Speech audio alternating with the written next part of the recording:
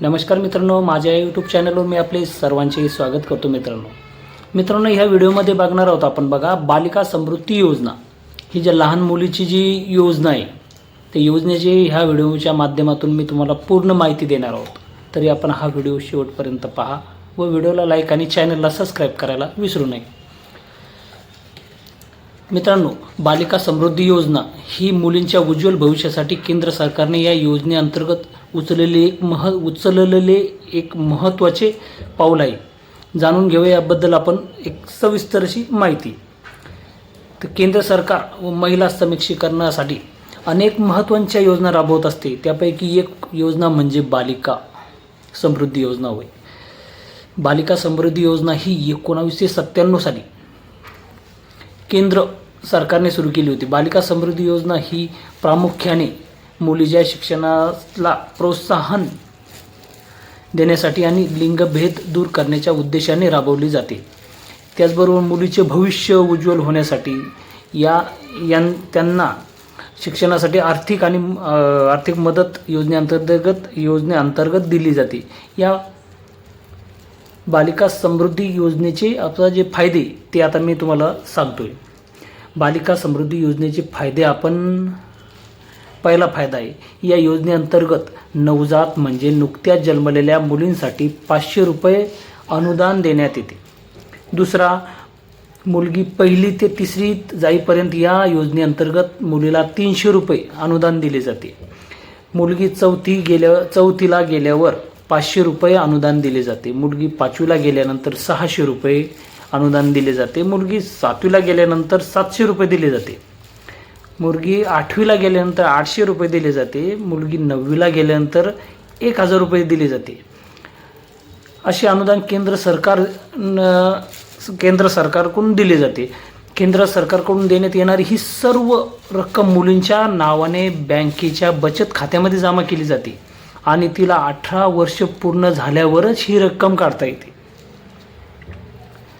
ह्या बालिका समृद्धी योजनेसाठी आवश्यक जी पात्रता आहे ती अशी आहे, बालिका समृद्धी योजनेचा जर तुम्ही लाभ घेणार असाल तर तुम्हाला आवश्यक त्या अटी शर्तीमध्ये पात्र होणे आवश्यक आहे। तर त्या कोणत्या अटी आहे मी तुम्हाला सांगतोय।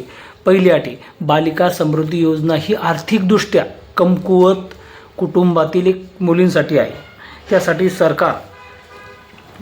सरकार वार्षिक उत्पन्नाची मर्यादा पण ह्या योजनेसाठी दिलेली आहे। दुसरं जे आहे ते आहे, सदर योजनेचा लाभ कुटुंबातील फक्त 2 मुलींनाच घेता येतो। तिसरं आहे, मुलीच्या वडिलांनी किंवा पालकांनी गरीब कुटुंब BPL म्हणून अधिकृत प्रमाणपत्र सादर करणे आवश्यक आहे। सदर योजनेचा लाभ घेण्यासाठी मुलीचे शिक्षण सुरू असणे भी आवश्यक आहे। जर मुलीने शाळा सोडली किंवा शिक्षण बंद केले तर तिला पुढील आर्थिक मदत मिळणार नाही।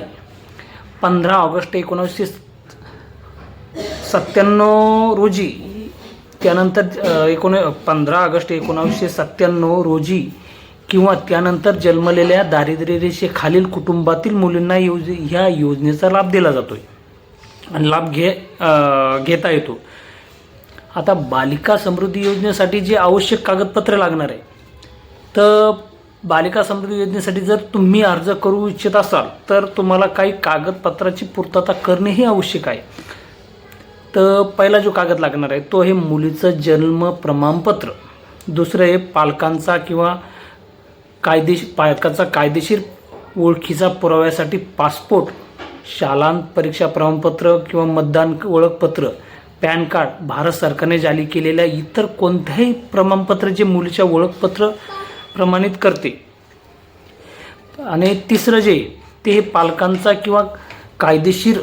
पालकांच्या पत्त्याचा पुराव्यासाठी ड्रायव्हिंग लायसेन्स, पासपोर्ट, युटिलिटी बिले, मतदान ओळखपत्र, रेशन कार्ड, आधार कार्ड, भारत सरकारने जारी केलेल्या इतर कोणत्याही पत्त्याचा जो पुरावा आहे तो तुम्ही सादर करू शकतो।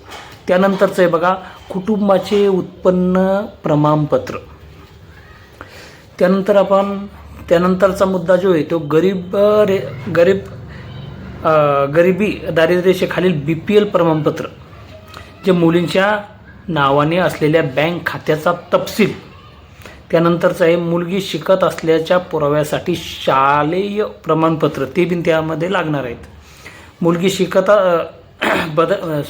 बदलत्या नोंदीसाठी तुम्हाला रहिवासी प्रमाणपत्र हे पण तुम्हाला त्याबद्दल जोडावे लागत आहे. आता बघणार आहोत आपण की आता अर्ज नेमका कुठं करायचा. हा अर्ज आपल्याला ऑफलाईन पद्धतीने करायचा, ऑनलाईन नाही, ऑफलाईन.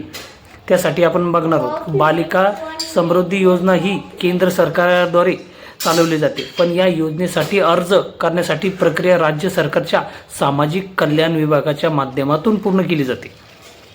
सदर योजनेसाठी ऑफलाईन अर्ज करणाऱ्या अर्जदारांसाठी तुम्हाला नजीकच्या अंगणवाडी केंद्र, पंचायत कार्यालय किंवा नगरपालिकेच्या महिला व विकास कार्यालयामध्ये अर्ज सादर करावा लागतो. सदर कार्यालयातून बालिका समृद्धी योजनेचा अर्ज घेऊन अर्जामध्ये विचारले गेलेली सर्व माहिती अचूक भरायची आणि त्यासोबत आपले जे कागद आहे ते कागदपत्र पूर्ण जोडून तो अर्ज पुन्हा आपल्याला कार्यालयामध्ये जमा करायचा आहे. अशा पद्धतीने बालिका समृद्धी योजनेसाठी ऑफलाईन पद्धतीने तुम्ही अर्ज करू शकता. धन्यवाद मित्रांनो.